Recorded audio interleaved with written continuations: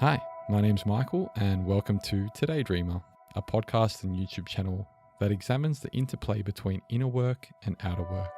Through conscious conversations and practical walkthroughs, we'll be exploring ideas and practices to help you find a deeper sense of clarity, develop your focus, and take meaningful action. I hope you love the show.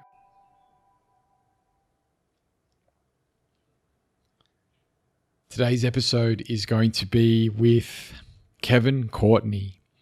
This conversation really, I guess it was something that came up spontaneously in my life. It was a matchup of sorts where I was listening to this piece of music on my Spotify discovery section. They kind of put together a playlist based, algorithm decides what I'm into and recommends certain songs for me based on what I've been listening to and liked and this and that. And on that suggestion list, which I kind of go through weekly, it's a great way to find new music and explore. I found, a song that really touched me, that really hit me in a special place that made me, allowed me to really do one of the things, do the thing that I was just talking about, and that is to pause and to really kind of feel into the moment. And this song captivated me so much that I thought I'd reach out to the artist and see if I could share this piece of music through the podcast. And as I was typing the email to the artist, I thought, you know what, this piece of music has really hit a very special place in my heart and my soul. And I'm going to see if I can get this artist onto the show to have a conversation around, what's going on with this piece of music, how they created it, their own artistic expression and journey, and see who this person is. Let's find out a little bit more. So after a bit of digging, I found Kevin. So that's the guest of today's episode. And it just felt like a really natural and effortless conversation, which is a rare thing for me. And it really felt right to follow this calling to get in touch. So I'd like to, offer you this little story as a way of encouraging you to follow whatever calling might come up and follow any path that might present itself in your life. Be open to it and see where it leads you. So I'll tell you a bit about this episode. So there's going to be a guided meditation from Kevin at the end, and there's going to be some, soundscapes, some beautiful pieces of music that I'm going to play throughout this journey. I'm calling it a journey with Kevin through his beautiful stories and sounds and life, really. Lessons that he's going to share with us, and we're going to learn to really listen to the inner flow of sound in our lives. So we talk a lot about this feeling and how to unbury our true feeling, to feel what we're really experiencing, and to gain some clarity on what we really want to be doing and what's happening. That clarity is a nice thing. So we speak about that. And I think it fits perfectly, all the episodes recently have, with this kind of beautiful shift in the show and what's happening right now in the world, what is going on, and some of the struggles contained within that, and some of the ways that we might be able to move into that experience and through it rather than fight it. So that's pretty much all I want to say about, for an intro. And it's been a bit of a different intro for me. But what else can I say? I'd like you to subscribe, I guess. And I would like you to more so just kind of come on the journey with me. Come on this journey of exploration. And subscribing is a way to do that. Let me know what you think, if you've got any feedback. But I really want to kind of welcome you if this is your first time listening into this experience with me. And let's see where it takes us. Let's see if we can uncover, some better ways to listen to ourselves, to reach a state of stillness, and to share that around with you know, the people, the beings, and the planet that we're existing with. So let's get into the chat with Kevin, anyways. The uniqueness of everyone's position and how that relates to sound. It's like those who are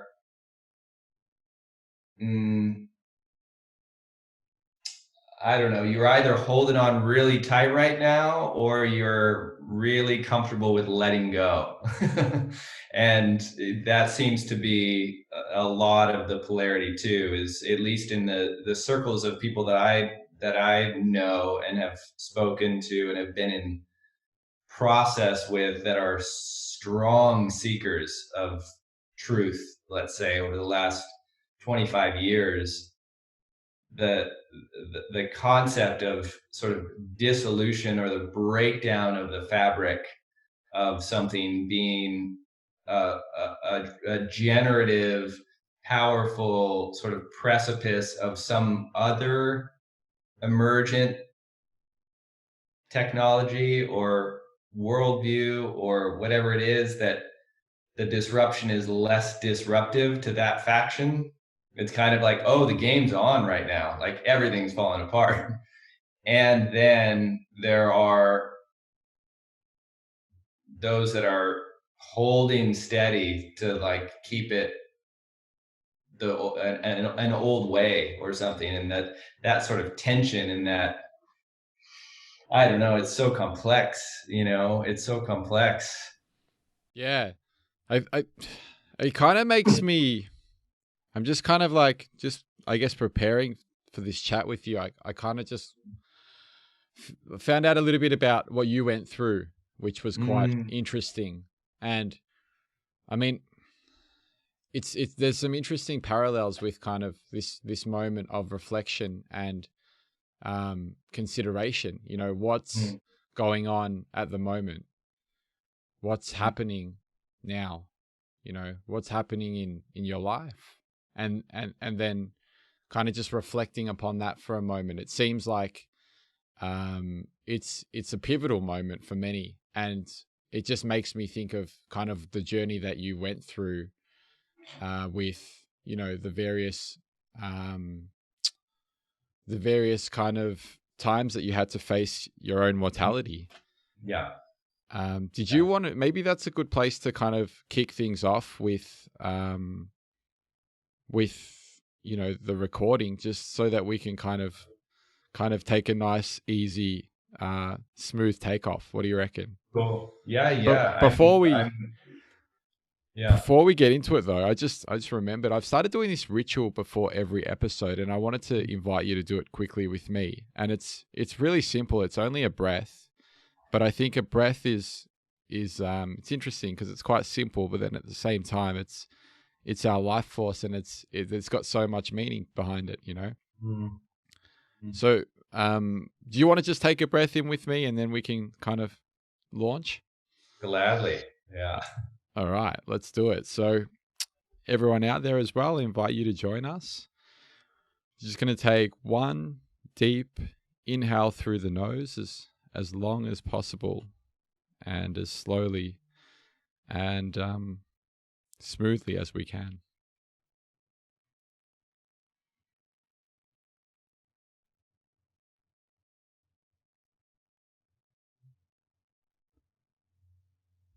And when we reach the place between the inhale and the exhale, the expansion and the contraction, just pause for a moment. And then just release.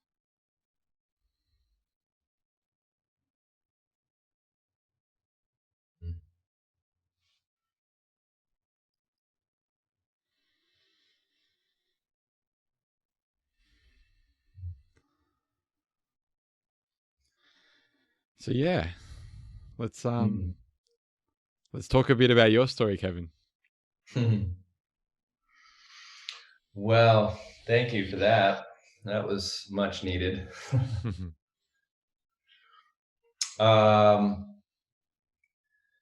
Yeah, gosh. It's funny that I'm imagining you're speaking about the my brush with cancer and that mortality check, and when you're asking about that, yeah. Hmm. Yeah, well, you brush with cancer and everything you went through, with the second wave of kind of, I guess, the shock wave of 9/11, Yeah.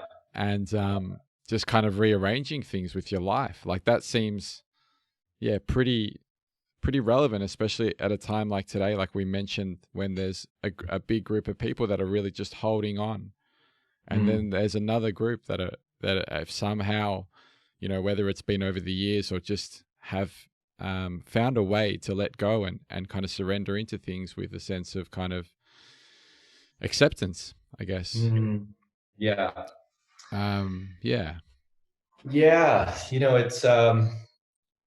It's interesting, Michael, because as we were talking before we started, the piece that was the foundation to that unwinding of 2001 for me, and then the sort of having a doctor a few years prior to that say to me, had we not found this melanoma, you would have been dead in a year, and that was 98. But the piece that actually came to mind, and it kind of sounds like a trail of tears that I'm talking about, but this was a significant alteration. And given the fact that one of the things that you connected with me about was the music element, it's worth mentioning. In 94, I was in an accident, and actually that was the beginning of a massive shift. And that, without getting into too much detail, involved me getting myself caught in a grease fire and had my hands caught on fire. And that event, I was 22 years old. I was a musician. I was in college, and had this event happen, where this sort of traumatic event of having, like, seeing my hands on fire in front of me and just being in total disbelief that it was happening, and then waking up the next day in the hospital and thinking, oh, I'm like totally out of it, and going like, oh, I've got to get out of here. Like, I got to get back to school. I got tests, da da da, and doctor came in and said, we're going to have to essentially keep you here for the next 5 days, and then uh, take you into surgery to amputate your thumbs and your index fingers. And that was the that was a catastrophic break, and so in relationship to how we're tracking this conversation from what's happening now to what's happened to me in the past, that's sort of been synonymous with this kind of an unfolding or disintegration or dissolution. That moment of, especially being a musician where it's like a guitar player and everything's about my hands, um man, I mean, I just broke. And the irony, the pain, the painful irony that I was in a burn unit in Arizona, in Phoenix, Arizona, and the guy in the room next to me had burned his leg on like spilled a pot of coffee and burned his leg, and he was a guitar player, and all he did was sit in his room and play guitar all day. And And he's you sitting next know, to you. he was in the room next to me, and I could hear every bit of sound coming from the room. So it was like, you know, hell.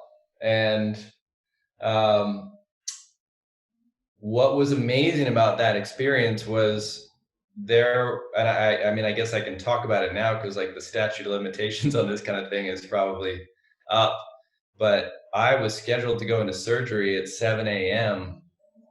on a Thursday morning, and there was one nurse that was with me on let's see, I was 6 days in. So she was with me for 4 12-hour rotations.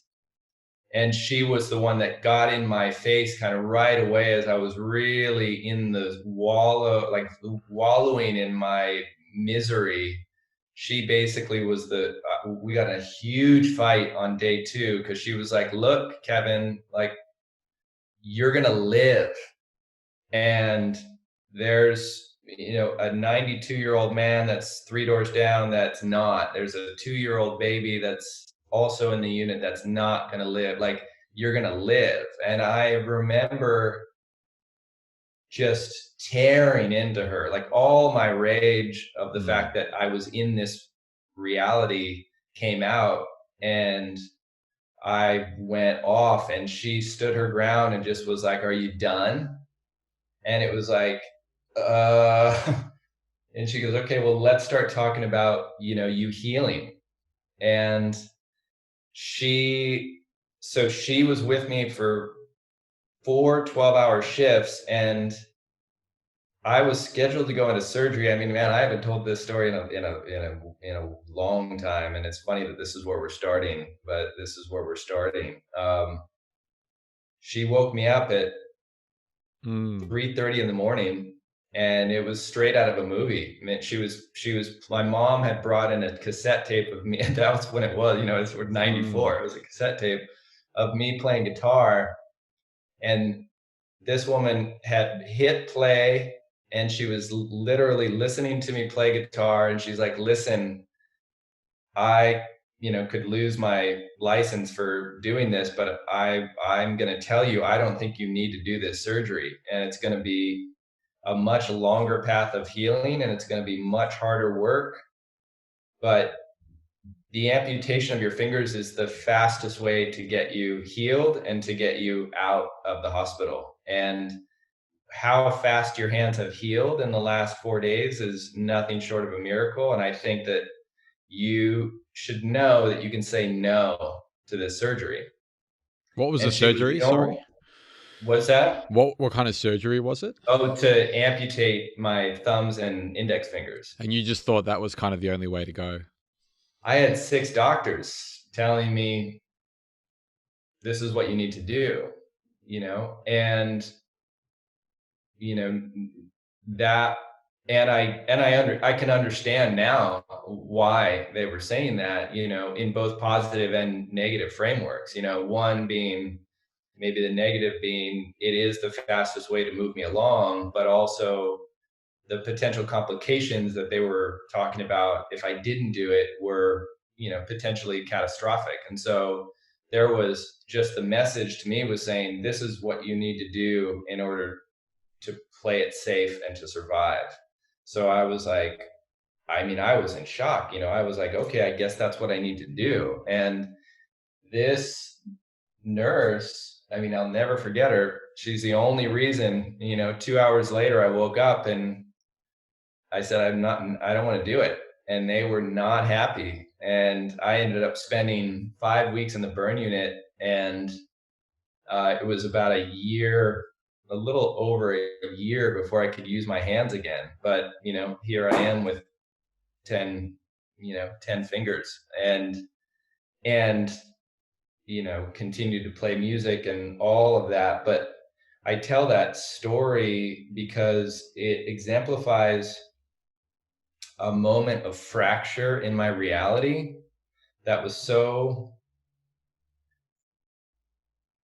severe in its sort of consequence that it just woke me up, and it was like,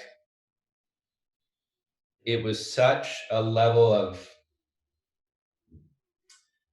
chaos and confusion and struggle, and the only thing to do was to meet it, and I could have taken a turn of just falling prey to creating a real solid story about that limitation, and I chose a different path. And so by the time this moment in my life that you're talking about around 9/11 and bearing witness to that moment, that's the thing. That's the thing, Michael, is like that accident set me on a different trajectory. And by the time 2001 rolled around, I had gone from fully waking up and saying, like, life is to be lived to the fullest to 9 years later being back in a trajectory of I'm going to get a solid job, I'm going to make some good money, I'm going to I basically stepped back on this track that was about pursuing th- things that were less about my passion and purpose and more about, like, this is what I should do to make a living, and what 9/11 did for me was essentially break me out of that mold again. It woke me back up, and I was like, wait a second, I've fallen back into this way that I'm not passionate about at all. And so what do I really love? And it was like, I love playing music. And at the time, I happened to love the science and philosophy and technology of yoga. And Mm. I was like, I'm going to leave this corporate job, and I'm going to pursue what I love. And we're 19 years later at this point, and Yeah, that's what I'm doing. crazy. That's a crazy story, man. And it's really there's so many points that I would like to kind of focus in on, but wow, Sure. what an experience. Like what a kind of yeah. It's interesting how Mm, sometimes these, or not sometimes, I feel like all the time, these, whatever happens to us is kind of exactly what we need in that yeah. moment. And that comes up over and over again. You hear it, the worst thing that happened to me is you know, kind of set up my life on a different trajectory that, now you probably wouldn't have it any other way. But Mm, there's some really interesting points that you touched on there, and I mm, kind of wouldn't mind actually going through all of them at some point. I found it interesting how you mentioned you kind of came back to the sense of honesty with yourself and the possibility of going down a different path. And that moment, it's like a moment of, okay, I'm kind of which way do I go at the moment? Do I zig or do I zag? And it's like figuring out figuring that out. And that seems as well. This is another point. It seems to be because you revisited that point multiple times in your life. I think that it is a cyclical thing, and it does kind of happen over and over again in our lives. And each time we need to realign and make kind of micro adjustments along the journey and recheck ourselves. And this whole idea of reflection is kind of what the reason I put this whole show together, to be honest, is to be able to find ways to reflect and then kind of look at, kind of reevaluate what's going on, what's happening, and then kind of, um, you know, go from there and then repeat the process. And yeah, this is just, there's so many areas that I think I can kind of focus in on, but it is very interesting, especially because it is, I feel at the moment, such a time that it's a time to kind of have that reflection, and that story really rings true. So wow, and I also find it interesting that humans have. It seems like the change doesn't happen instantly. mhm. You didn't instantly end up in that hospital bed and then instantly change. There seems to be quite a process. What'd you say it was 94?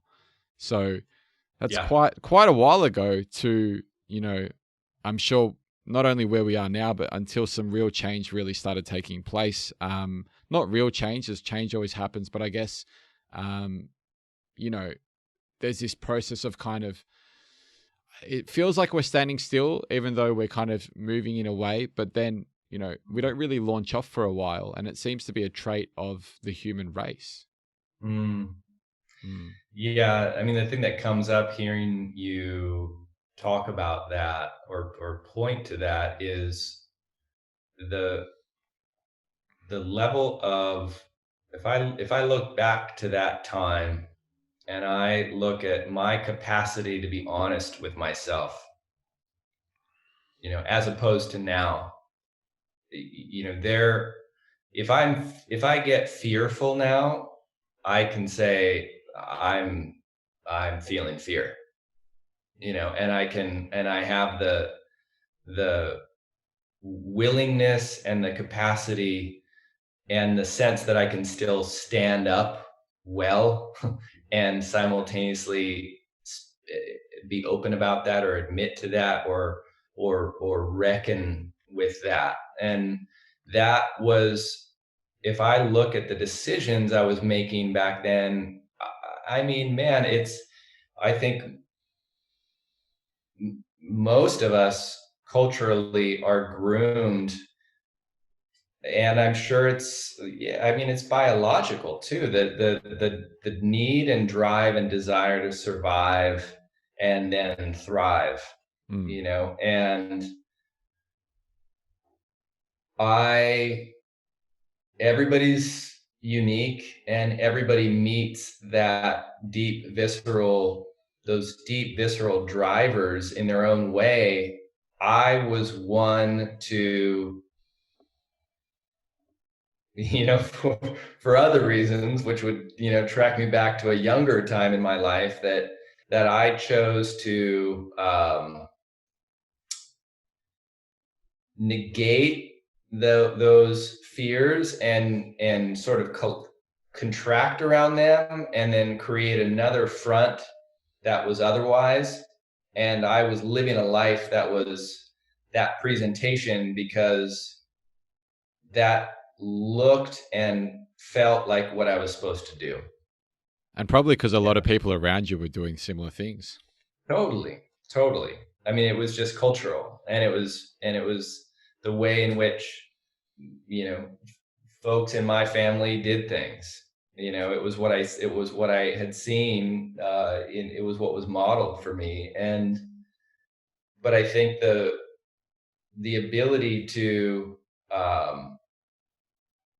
really be with the truth of the matter, with how we really feel and what we really want, is so buried for most of us. And I think that, at least for myself, I can look back to that event and say, oh, well, it brought me to my knees, and created a level of chaos, which I think is very relevant to today, where with so many people being brought to their knees, that the facade of safety, or the facade of security, that when that breaks down and we actually are stuck in our homes, or stuck in these scenarios where nothing's moving yet, I can say for myself, based on all of the systems that I've studied, and whether it's the yoga tradition, or whether it's, I don't know, I think about Taoism and the way that system perceives change and the nature of change. And I can say that, wow, for me, I hold to the belief that 9 times out of 10, when we're pushed to an edge, we are going to discover an inner resource that we just did not know we had, and that's what I feel like a lot of folks right now are going through the process. And whether they're aware they have those inner resources yet or not, if you get stuck somewhere long enough, or you're in a hospital bed long enough, and the ego structures, or the top superficial levels of strength and power, break down, something deeper will find its way to the surface.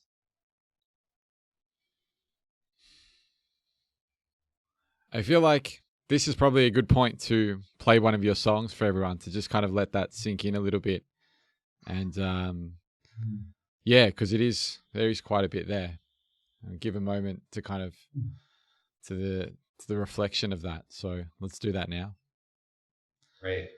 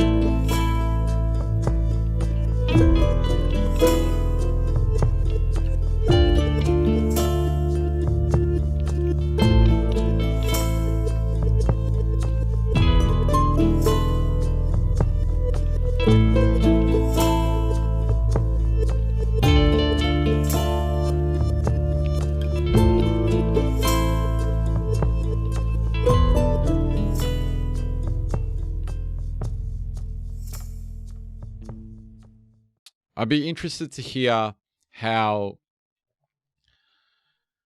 the music started coming back, and how the I don't know, how your inner sound evolved through your being during that process. Oh man, I really well, I just appreciate being able to have the conversation. I haven't thought about it like that in a long time, so appreciate getting the chance to reflect on that uh, for sure. So thank you. And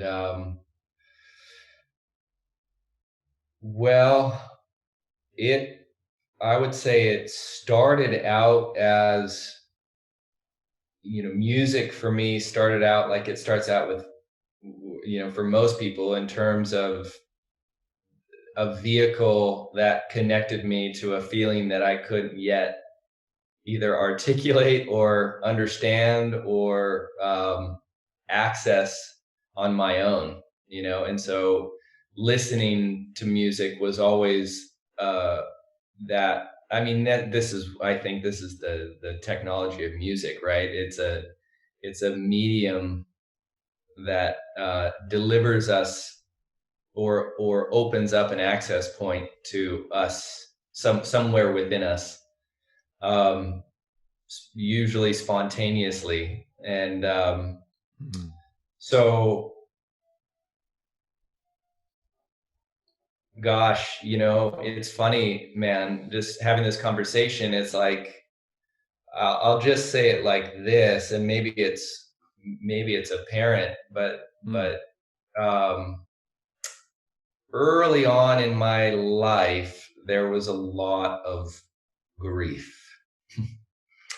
And so the struggles that we're talking about in with what happened in 94 and so on, life prior to that wasn't necessarily easy either. And I have a beautiful family, but lost my dad at a really young age. And so there were bands and there were musicians that represented me in a way and represented my feelings in a way that was like just brought me into such a place of power with myself. So that's where it started. And then Who were you listening to back then? back then, I mean, it was the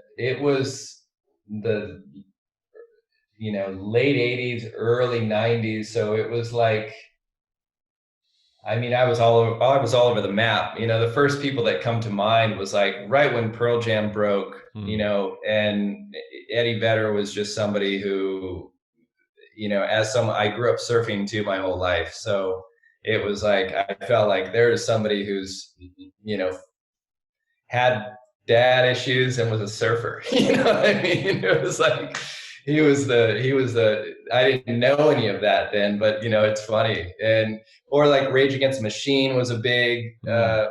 mover for me. I mean, Metallica early on, like um, Early Metallica, yeah, good stuff. yeah, yeah, yeah. Mm. I mean, gosh, it's like yeah, it was really across the board because I had four older sisters too, and so they were listening to like early U2 Mm. and that kind of sonic landscape, like that Joshua Tree album of U2 when that came out for me, and that was uh, the way that album sounded and the sort of depth and breadth of the subtleties of the sort of wall of sound that was that album.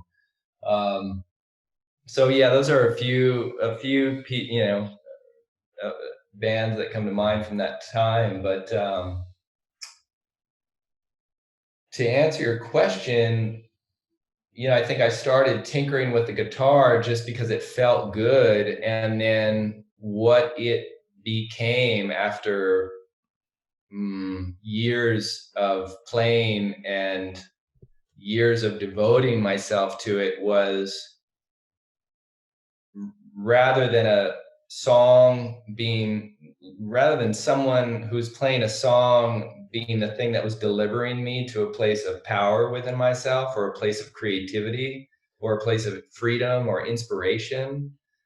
The the sweet spot for me as a musician was to be able to get to that place and listen and translate that what I was hearing into sound, into a song. So it was essentially, wow, music was such a healer for me as a listener, and then as a creator, it was the gateway for me to access that source point, that if I'm there and I'm listening and I'm receptive, is an extremely healing place to be. Mm. Mm.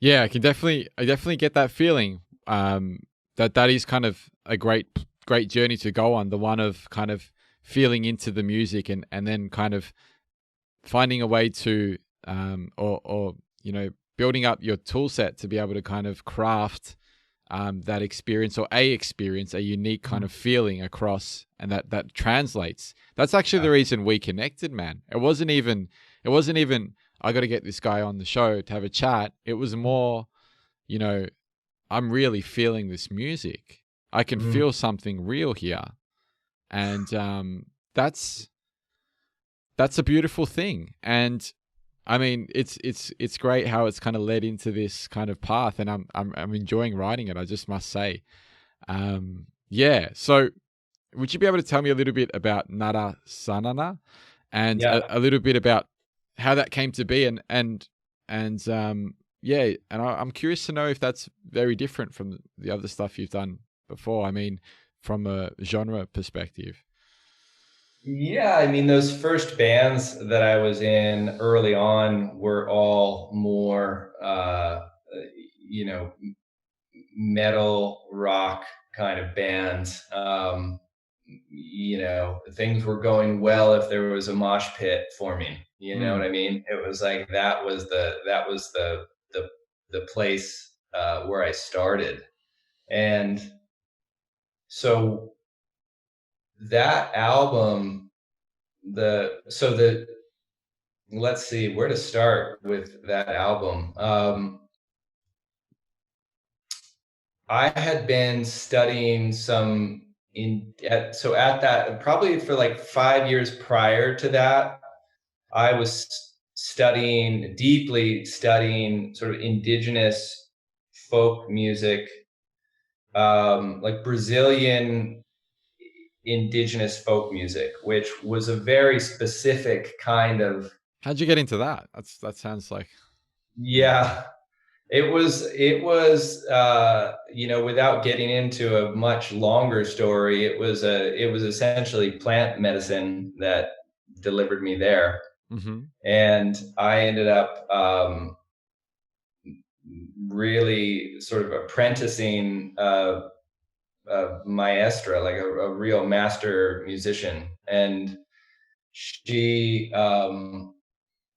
apprenticing with, I should say. I was the apprentice. She was the teacher, and extraordinary voice, and she essentially said, if you want to play these songs, and because I was sort of at the time called to be of service in a ceremonial setting, so it was I had gone from sort of a participant of this ceremony to saying, wait, how do I get involved here? And I was lucky enough to fall into a study of music with this teacher. And man, she basically unwound the way I played music and said, I'll teach you these songs. And the scenario might be that, once I learned the songs and once I was given the opportunity to hold that seat, there might be there might be 70 or 80 people in the room, and my responsibility was to play the opening melody line of a song, and then the group would come in and sing the melody of the song. And so I was in this position where these, and we might play somewhere of 100 songs in a night. Mm. So it's 6 to 8 hours of playing precise melody lines that all sound somewhat similar but are completely unique. And she had this woman had the patience like I've never seen. I mean, I would play the song when I was learning, and she'd be like, "No, no, no, it's not like that. You know, it's not dun dun dun. It's dun dun dun. You know," and it would be maybe a half step down of a note, but it was a different note. And she was like, "You can't not play it like that. This is the way it's meant to be played." And so, It's a totally different experience otherwise.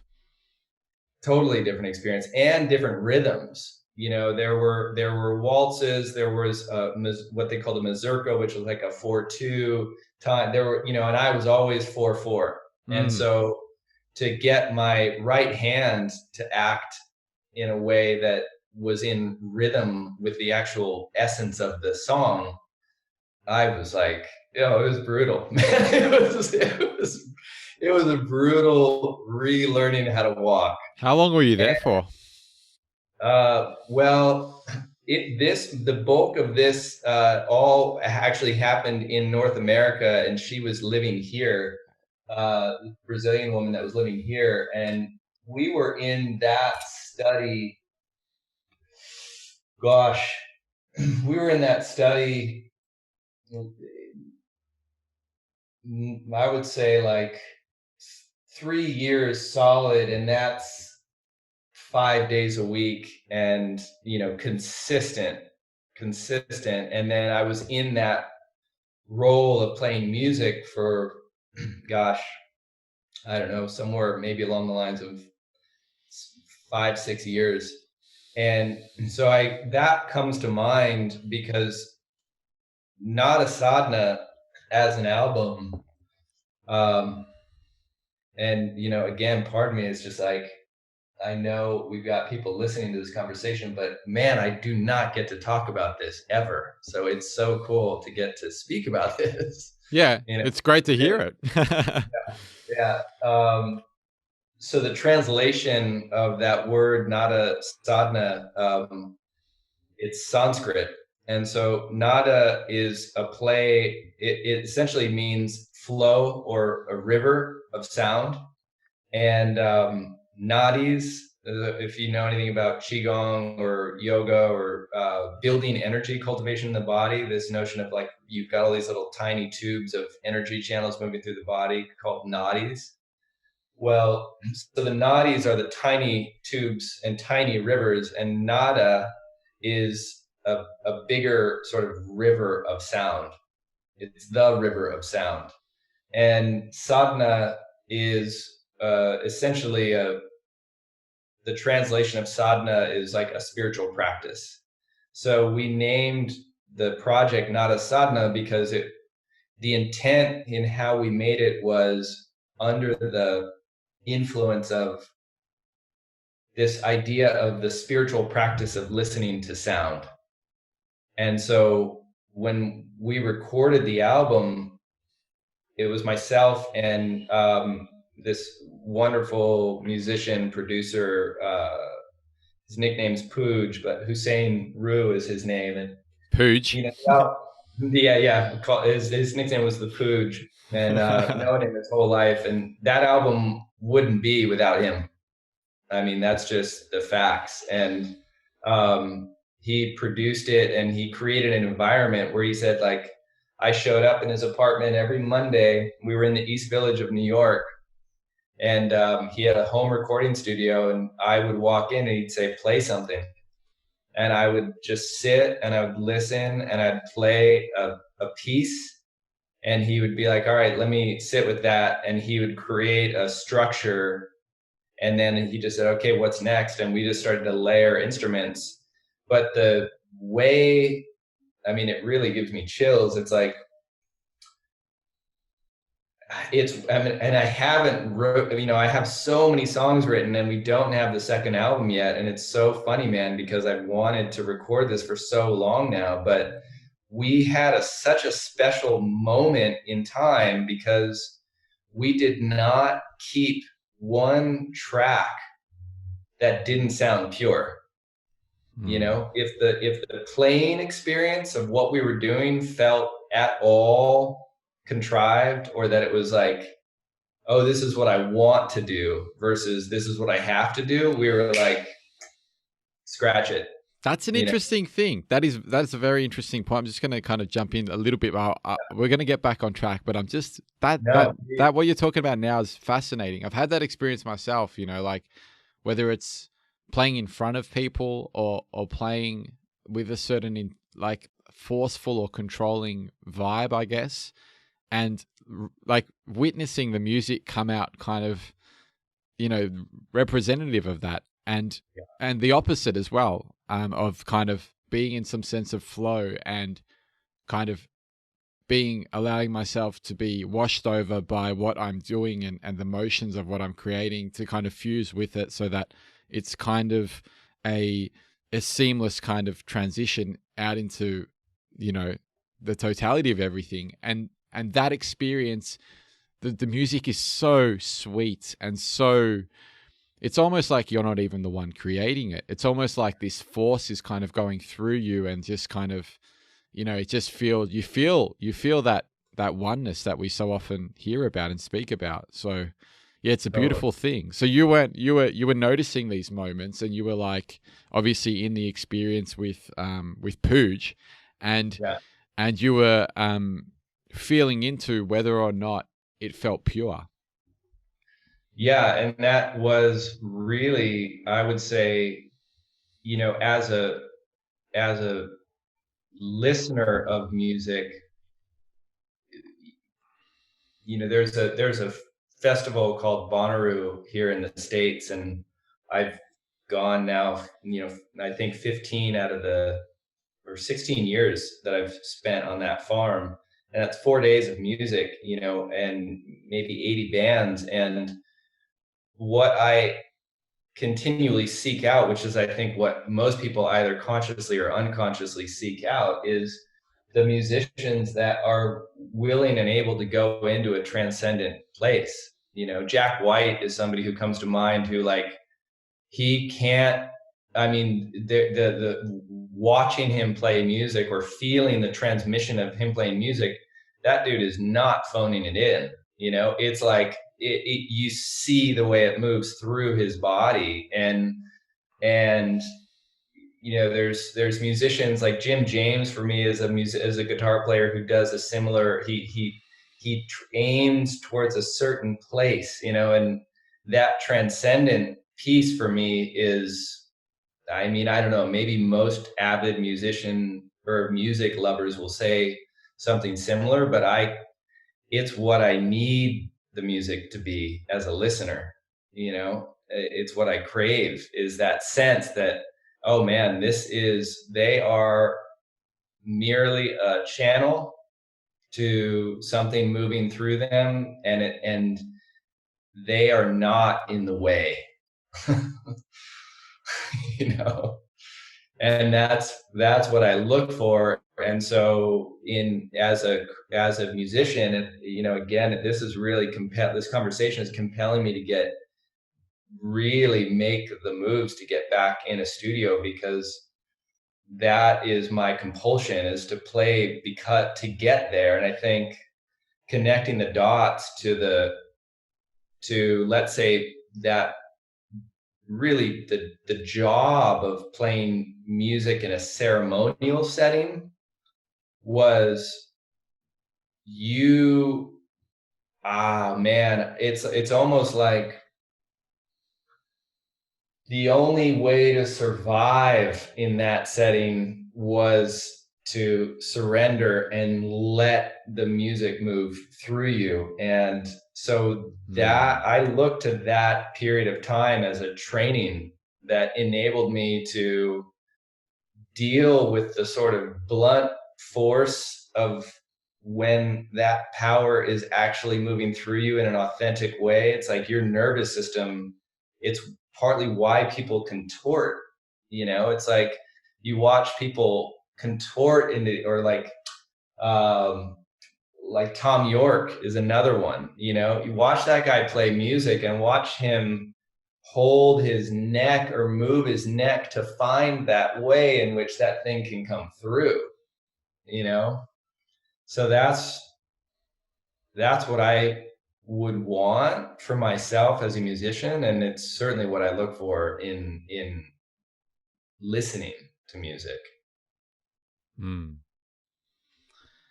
I think that's a great place for another song. So we'll throw one more in. And I was hoping, let me know what you think about this. And I don't know how strapped you are for time, Kevin. So I was hoping maybe we could play one more song now and then chat for a little bit more because this is fun.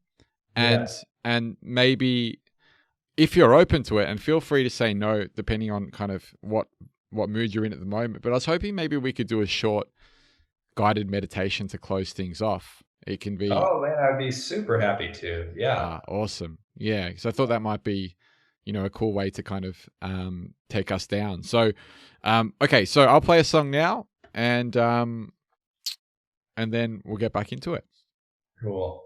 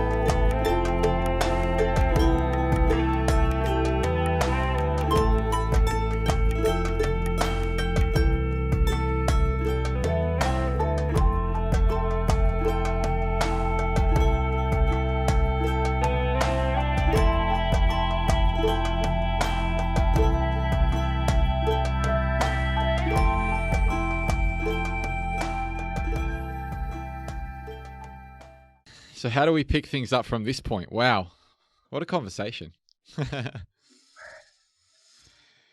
Well, hmm. Mm. There's something I would love to say since you've delivered us into this place, with your the inquiry and the questions, and it's just to say that the other I think this is where the yoga comes in a little bit, in terms of the fact that I had been teaching yoga all the while, and not for just the physicality of it, but for the the construct of the the philosophy and the perspective of how the tradition pulls apart the human organism and body, mind, and even the distillation of mind into like the refined aspect of consciousness, and the physical structure and the energetic structure, but also creating like the frameworks so that we can land in a place of clarity with what's our mind versus what is our pure consciousness or pure beingness.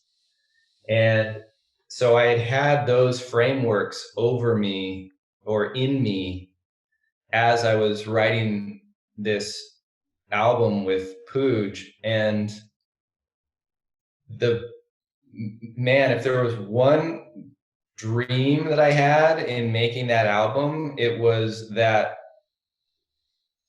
if the premise of yoga is you do all of these practices, meditation or asana, or whatever you're doing, you do it to come into alignment so that you can be a clear channel for that creative power to move through you. That's really the premise of the practice. And then do something meaningful with that power, with that substance of pure creative energy.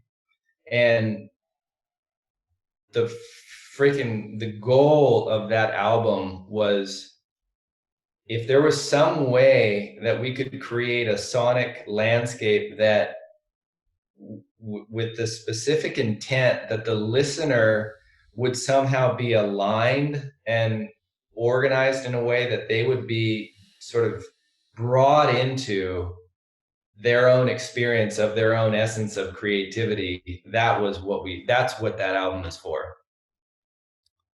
Yeah, that's it comes through. It really does, and that's, again, that's the reason I kind of connected with you, and I think it's important to mention that intentionality behind it and how that filters through everything we do. Even if, for example, if I'm baking a cake and I'm baking that cake with love, like that love goes through into that cake, into that being that has a bite, has a nibble, and feels that kind of coming through. And it's really unquantifiable in a lot of ways, but it's definitely something to keep in mind when we go about, our days. You're right. Thank you for picking this up, in that moment of pause and leading us down this track of yoga, because that's something that, I did want to kind of, move the curtain and peer into a little bit, especially how it's connected throughout your life. And it seems as though you, after all these kind of interesting times you've had, you found yoga somehow, and you started to kind of resonate with or you got pulled towards that feeling again. When you started on this path and you talked about these systems that you studied, can you tell me about how you got into that, and what kind of path you took from there, and I know there's certain templates and things like that. Where did you go? Because there are so many schools of belief, and I'm just interested to see, what was your journey into that and where you're at the moment as well. Yeah, it's a mixed bag. You can get every kind of yoga, from the most sort of physically based, non-spiritual, just workout movement kind of yoga, to extreme devotional bhakti yoga that is all about singing and merging with the divine in that way. And I think for me, I came into it like really disinterested, and it was more on a bit of an ultimatum by a girlfriend that I was with, that was like, you can really be an asshole. And like, I just had a lot of anger in me. And so she was like, I really think you need to do something. And I was a bit like, I was a surfer, slash kind of weightlifter. So I didn't necessarily have an interest in yoga or any real deep concept of the spiritual underpinnings of what it was. So when I started, it was super basic, and it was like just hatha yoga, like straightforward postures. And I remember the teacher just having conversations about things like what they would call ahimsa or nonviolence, and being kind to yourself, and you know, recognizing your ego. And I just remember being like, fuck this, you know, like Really? Just in the beginning? breathing. Yeah. Yeah, just like, this is not for me. I'd love to have seen your face in one of those moments, to be honest. Yeah,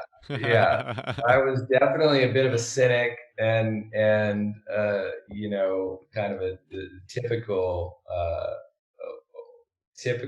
kind of Southern California guy at the Mm, time, mm, which anybody from Southern California knows that guy, and a bit closed off, and a bit, you know, fronting a strength that I didn't want to have challenged. And so I started there, you know, and then I ended up moving to New York because I was in LA at the time, moved to New York, and then I really ended up just taking to, uh, I didn't know it at the time, but I was doing an alignment based Iyengar style of yoga, which is mm, a bit more technical, um, and then when I decided to leave my job and go train, I went into a school called Integral Yoga, which is like very classical hatha yoga with the study of philosophy and meditation and pranayama as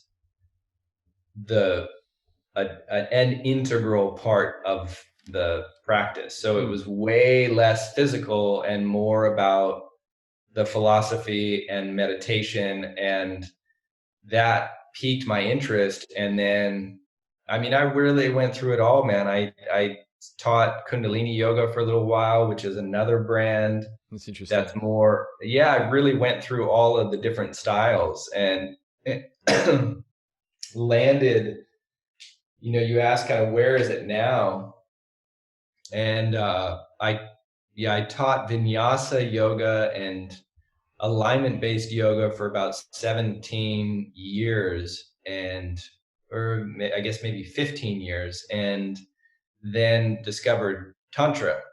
And that's, I'm all in on tantra, which basically is, for lack of a bigger description, the science of energetic management. So it's leveraging the body, and it's leveraging the breath in very specific ways to create specific states. So let's say I need to energize, I'll do a solar practice that develops a lot of fire in my navel center, and Mm, that'll leave me feeling supercharged.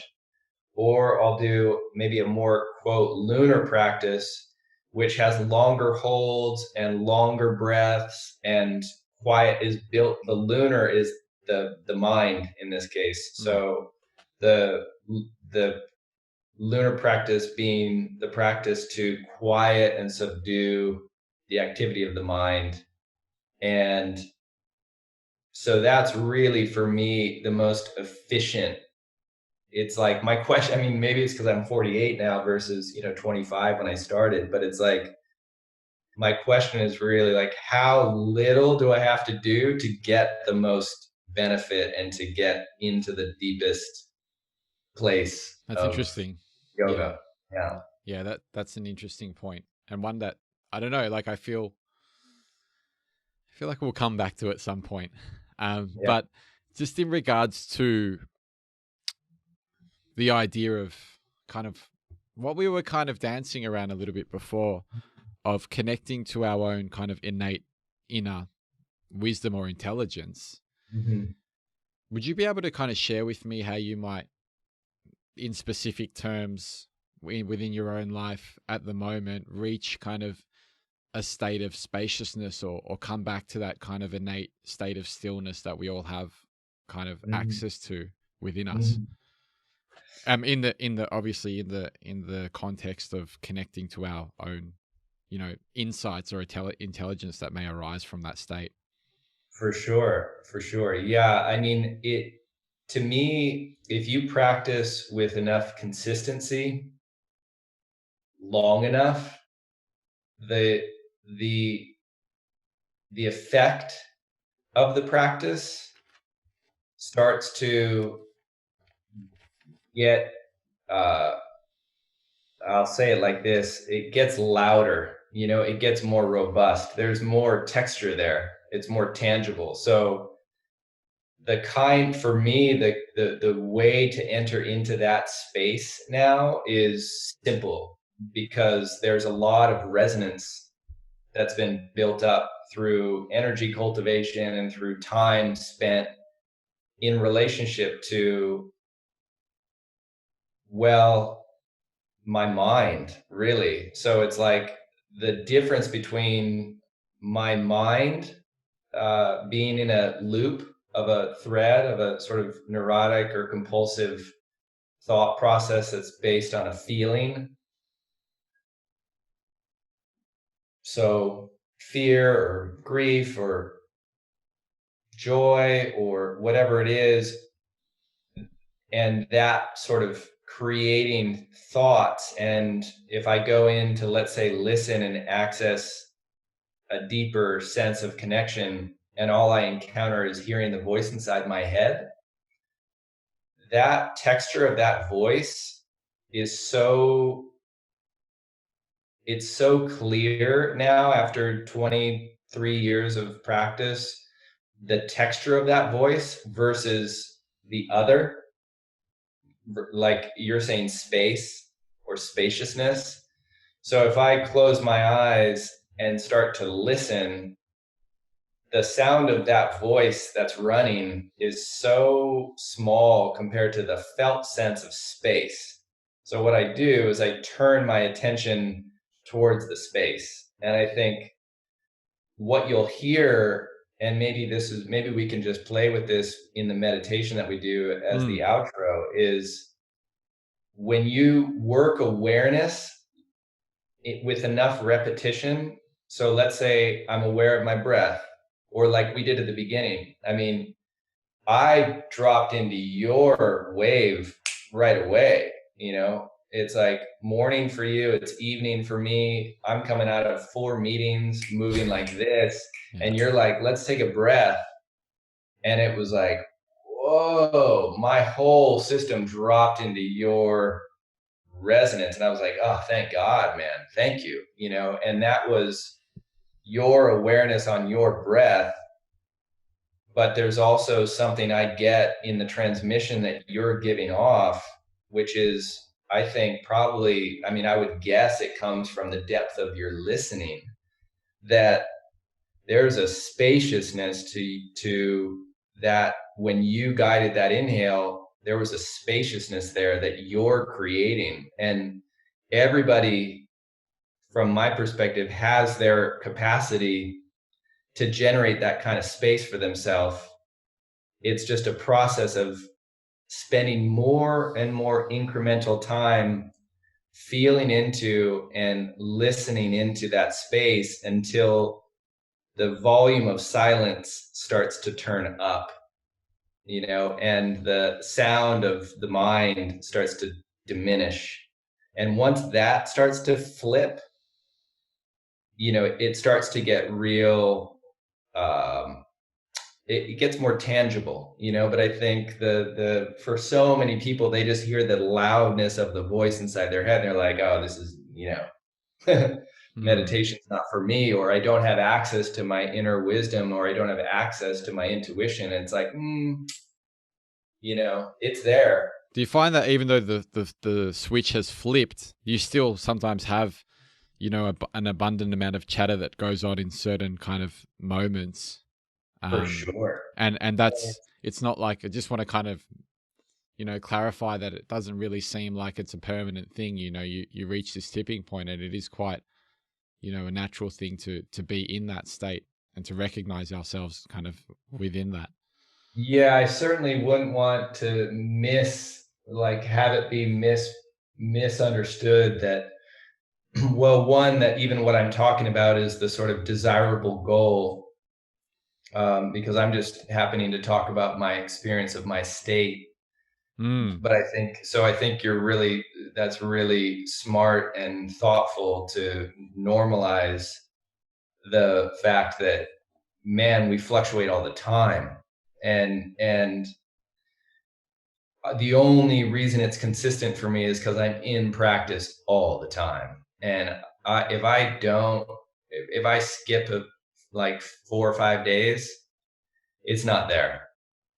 So it really is the kind of space I'm talking about, or the kind of accessibility I'm talking about, is a happenstance of really consistent practice over a long period of time. So to sort of dial it back to more of just an everyday practitioner that's practicing every once in a while, um, it is, and also to very much be in the reality of my personal experience in it too, is there's no doubt there are days where it's just like, oh man, this thing won't stop. Like, this thing won't shut up. mm, And usually, if that's the case for me, I look at where I can burn some energy, and I pull from a whole bunch of practices. mm, mm, Generate heat. If my mind won't stop, how can I generate heat in my body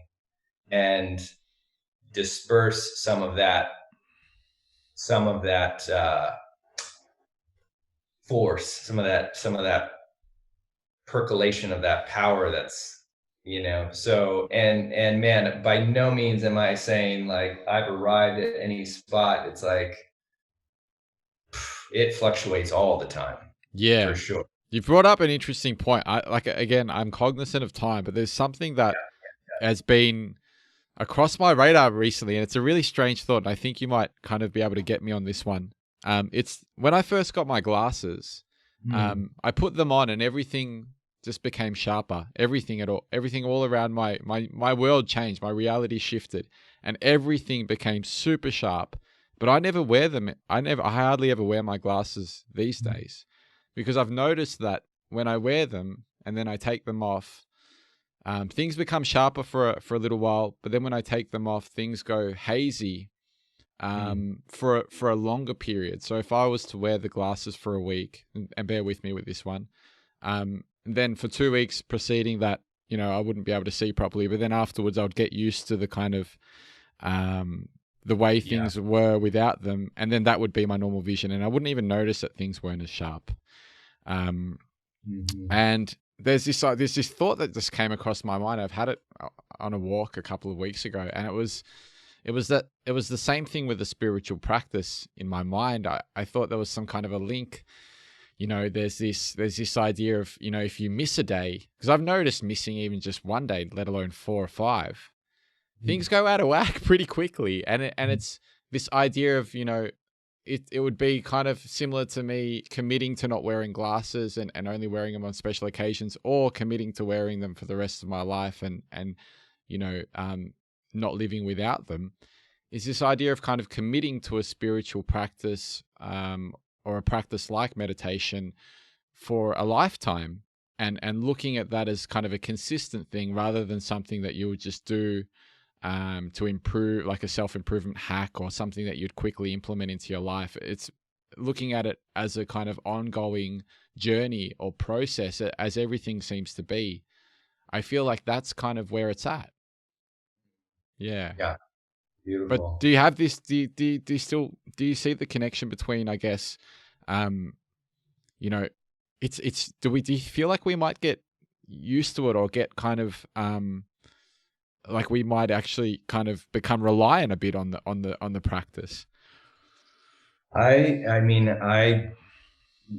for me, it's a refuge, and it's a necessity. It's like water. It feels like water. It keeps my system lubricated and nourished. And So there,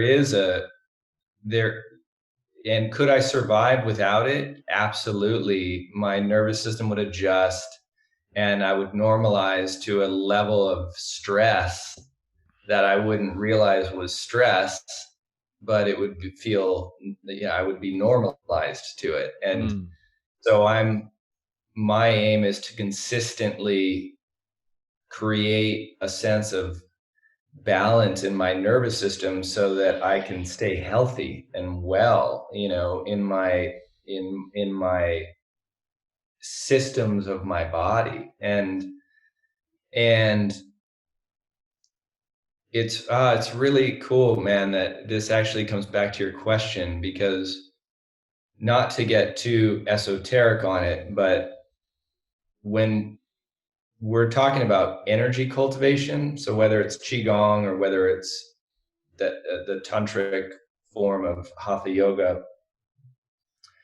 the whole premise that nobody talks about, probably because they might sound like an asshole if they do, or it could be easily misconstrued or something, but the the whole idea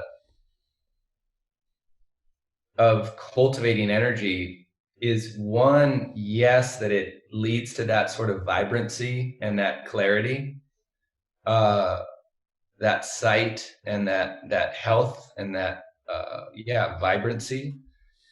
But there's a and I'm hearing like the scientist and the sort of, wow, I'm hearing the counter argument to it in my head as I'm saying it. So I get it. I get that I'm opening myself up here, but to some, someone saying like, okay, yeah, whatever. Mm. But Mm. experientially with that energy, when you cultivate a level of vibrancy that you can, in the same way you listen to music, you'd listen to the energy, that subtle thing.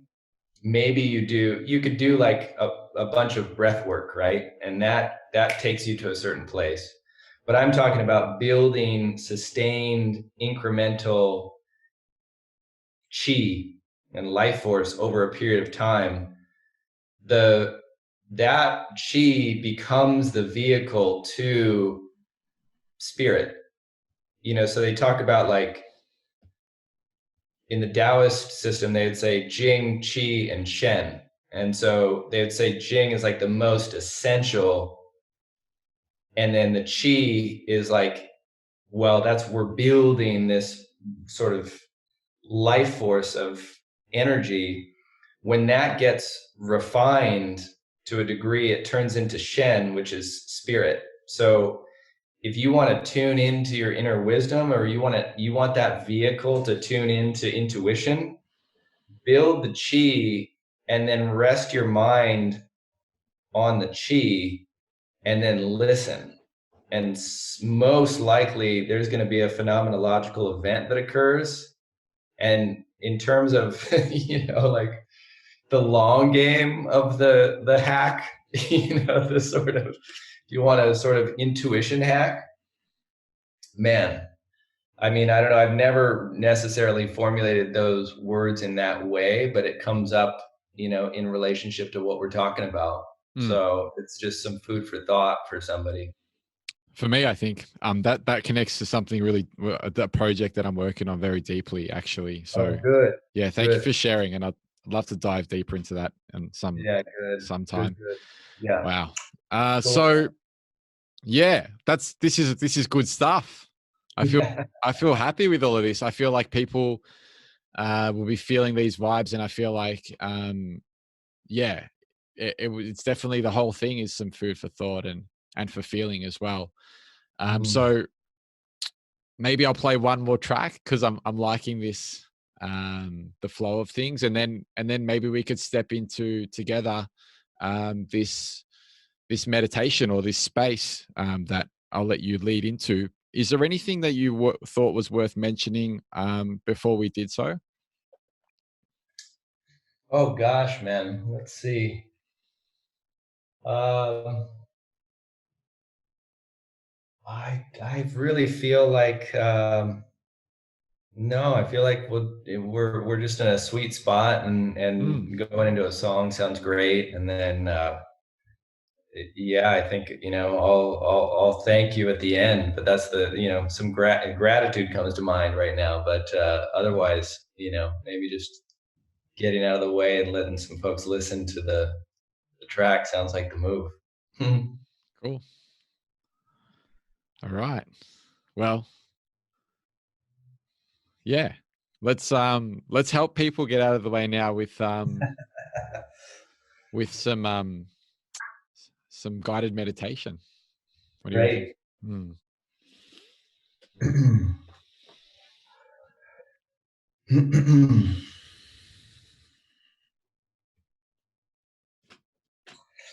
All right. So, I mean, if we kind of assume we've got folks on the other end here that have been listening to this conversation and listening to those songs, and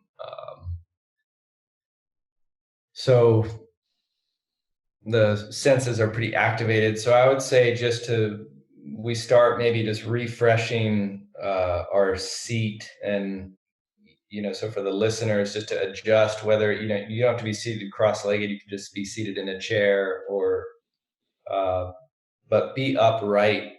Take some length into the spine, and as the spine lengthens, I would then just loop the shoulders up and back and down, so they're set. Shoulder blades are set kind of down the back. The front of the chest is opening. And you could even imagine that the rib cage itself, like the whole circumference of the rib cage, is floating up. And then we have been in the head a lot or talking a lot. So let's just bring the awareness now into how the head is kind of sitting atop the spine, and let the neck relax a bit so that the head can really find a place of being poised on top of the spine, almost like a cork just floating in water. The jaw relaxed. Let the tongue just drop away. Let it be quiet. Maybe the back of the eyes soft.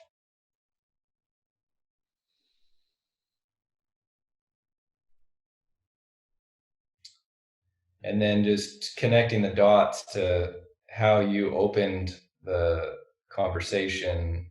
Let's come into a slow, deep breath, and just have everybody take the length of breath that feels easeful. And at the peak of the inhale, just a slight pause. And then keeping the sort of uprightness in the spine, let the exhale just seep out.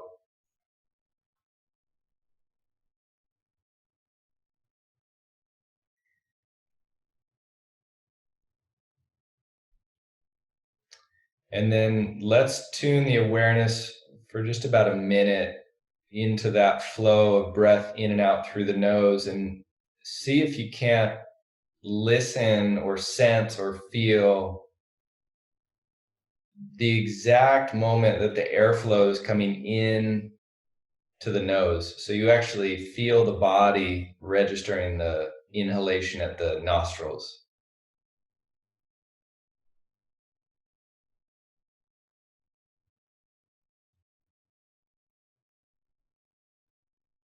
And we'll let the mind get the cue that it's being asked to rest right at the nostrils, and just feel the airflow going in and out there, and create a nice, smooth,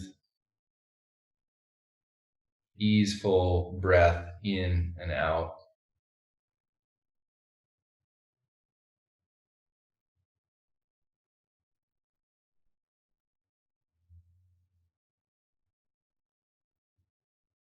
Body relaxed.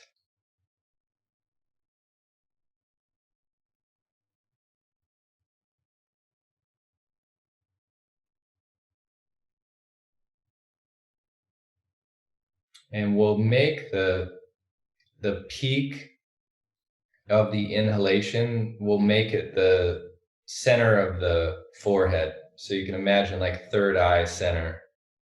So the inhalation is coming in through the nose and it's peaking right at that point at the center of the forehead. And then the exhalation, you're tracking the breath back out the nostrils. Just super smooth, easy breath.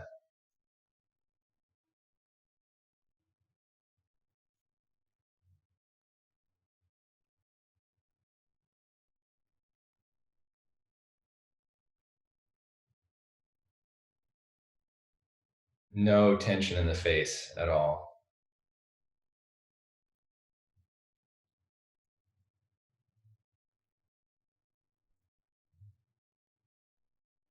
Stay with it like 4 or 5 more rounds of breath and let the mind just ride on the rhythm of the wave of the breath.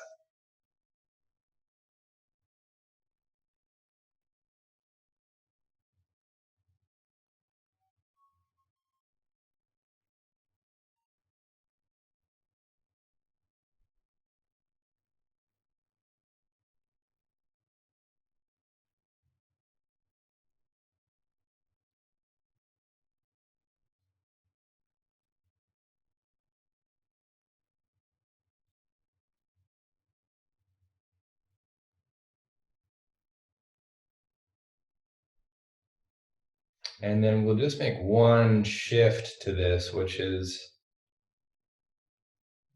imagine that the breath is getting more subtle. So it's almost as if the lungs are kind of dropping out of the equation. They're obviously not, but let the breath get a little bit more subtle.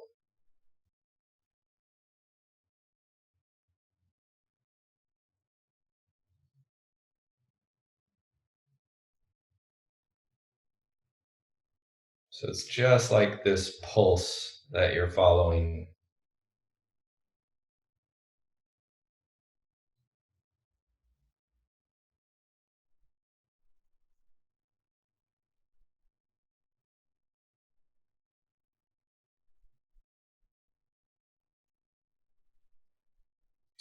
And then after the next round of breath, let's let the awareness just hover right at the center of the forehead, almost as if it's like a place that's built for the mind to rest without any effort.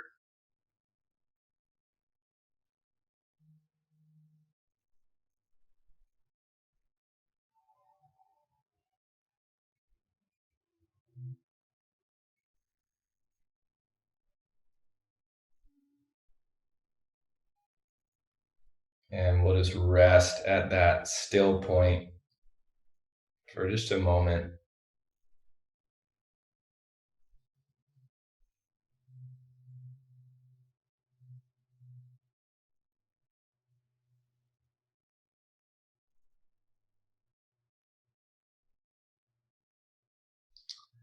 And then just get a sense of that still point in space. So without any effort, just let your awareness perceive the space around that still point.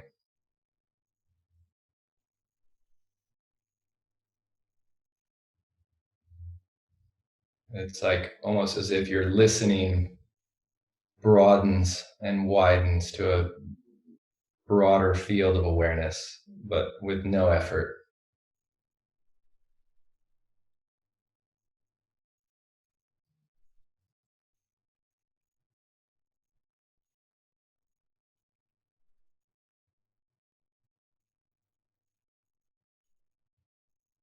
It's just like collectively we're listening to this silent song.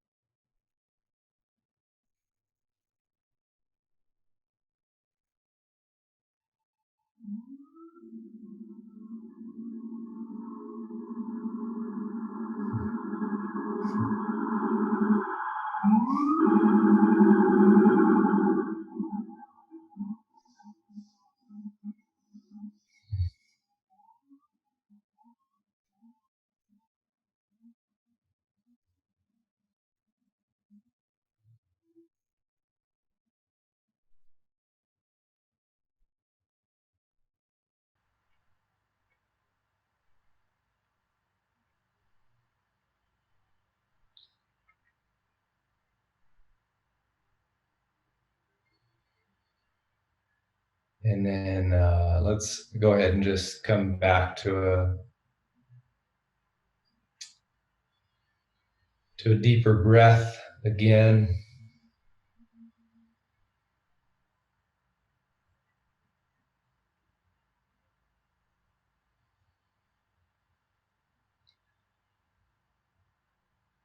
And you may be in a pocket of receptivity that you don't want to come out of it. So, feel free to stay there, but just for the sake of grounding us as a group,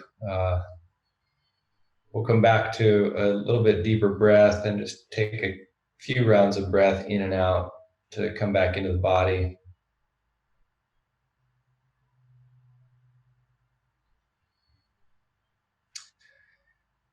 And then why don't we go ahead and bring the palms together and just rub the hands so we generate a little bit of heat in the hands. And then once you get that heat, let's take the palms and cup them over the eyes.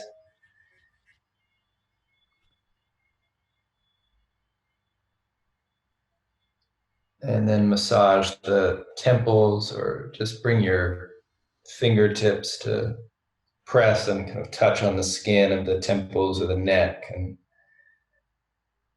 we'll land the plane.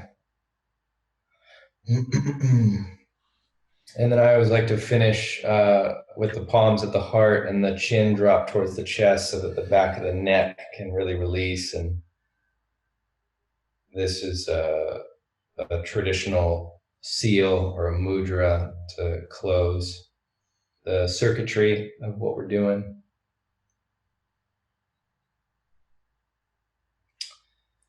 And then at some point, just releasing the hands and floating the head back up, and in your own time, just floating the eyes back open and coming back out.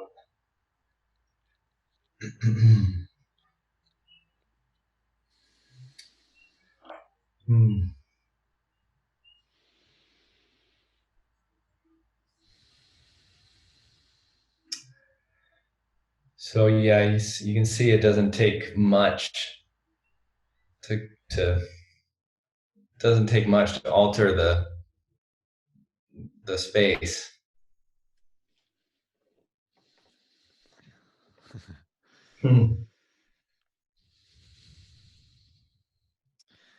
Nice. Yeah. And I don't know if the mic on the computer picked it up, but that, pretty amazing punctuation of the Brooklyn police car, driving by the neighborhood, just to bring us back to that beginning of the conversation. Yeah, it was a nice kind of end to the cycle, a nice loop, I guess, back to the beginning. And I was speaking to someone again a couple of weeks ago from Brooklyn, actually, on another podcast, and there was sirens like throughout the whole conversation. And before we began, she let me know that there would be. Apparently, it's quite a frequent thing over there. And she was saying that they're kind of worried that it might affect the quality of the show. And I was kind of, there's something nice about that kind of the creak in the chair, or the sirens going past, or that those little accents that really bring you back to what's going on when you ground yourself. And I thought it was a beautiful accent. Yeah, especially at that point where it entered in, just after you after you kind of highlighted the space that we were all in. So that was beautiful. And I just wanted to share my gratitude with you and just say thank you. Thank you for being here with me and for doing this, and be the willingness to connect and to open up and explore some areas that, they seem quite sacred to you. Yeah.